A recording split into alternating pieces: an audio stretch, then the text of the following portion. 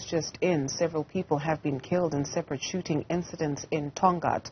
The motive for the violence is not yet known. Our reporter Karinda Jagmohan is at one of the scenes, and you're standing by to tell us what we know at this hour. Karinda. Indeed, Dudu, good afternoon. Well, take a look. This is the scene where we understand 2 people were killed earlier today. And you can see that police have cordoned off this area. The vehicle that my colleague Lungelo Zungu is showing you is the vehicle in which 2 people were in.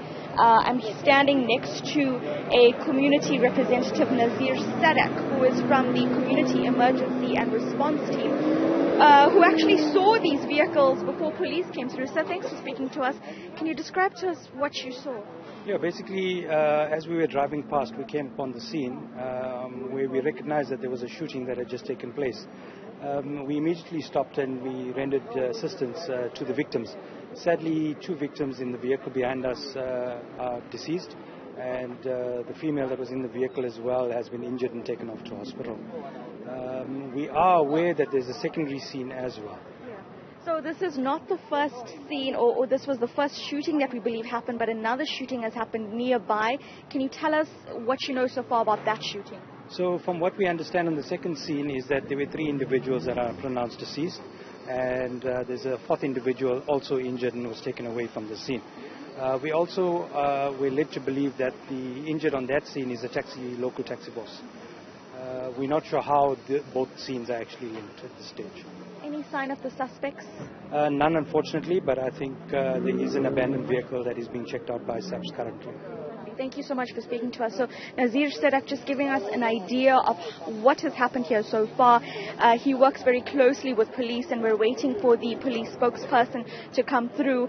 We're trying to get as close as possible, but my colleague Lungelo Zungu is showing you the vehicle here. It's a park and ride vehicle, meaning this vehicle is used for airport pickup and drop-off. It's unclear exactly who the passengers were, but one of the local councillors says that she knew one of the deceased. Ma'am, let me ask you to stand right there, please. Councillor, can you tell us about, you said you knew one of the deceased, the passenger, I believe. Not the passenger, the driver, Alden. Alden was part of my family, and to hear or see what happened, when I heard of this accident, I never expected it to be him. But to come here and hear him, and his wife is also injured, but slight injury. But to lose an ambassador like him, it's a loss to me, because he was a real ambassador, helping me throughout the COVID, throughout the unrest. He was a person, you couldn't tell him there's certain thing you can't do. He was a go-to-get person and did anything beyond his duty to assist this community. I really hope the SAPS can get his murderer. Councillor, this is not the first shooting. We're told there's another shooting nearby. As a representative of the community, what could the motive be behind this? I'm not sure. Could be taxi violence, or due to taxi violence, because the one before this is where the taxi, the 2 bodyguards of the chairperson of the taxi was shot. I'm not sure if that is linked to this, but no matter what it is, a murder is a murder. Thank you so much for speaking to us, ma'am. This councillor here knows essentially one of the deceased here, and we're told that he also has a 5-month-old baby. So it is 2 males that were killed here. 1 female has survived. She's injured. She has an injury to her head. She's been taken to hospital as police have cordoned off the scene. There are bullet holes in this vehicle, and you'll see there's foil that's also covered over this vehicle. We heard from one of the community representatives now that they came across this vehicle and the bodies were slumped over in the car. What a sight to see here in the middle of the Tongaat CBD. There's shops all around us, even a petrol station just next to us. So this shooting, indeed a brazen shooting that's happened in broad daylight. I think, Lungelo, let me also just show our viewers the scene as it is here. So you'll see that police are here on one side. Behind us are really residents, community members that are watching the scene unfold.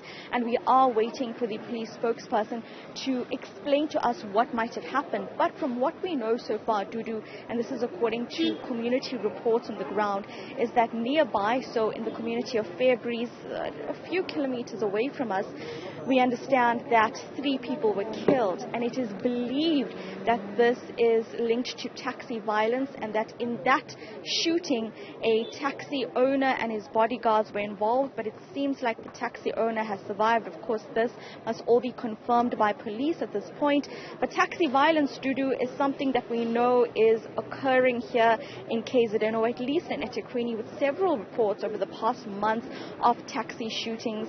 And one thing we also know is, remember, just last week we were at a scene in Durban where police said they arrested hitmen who were believed to be after a business owner, a taxi owner, we were told by a policeman close to that investigation.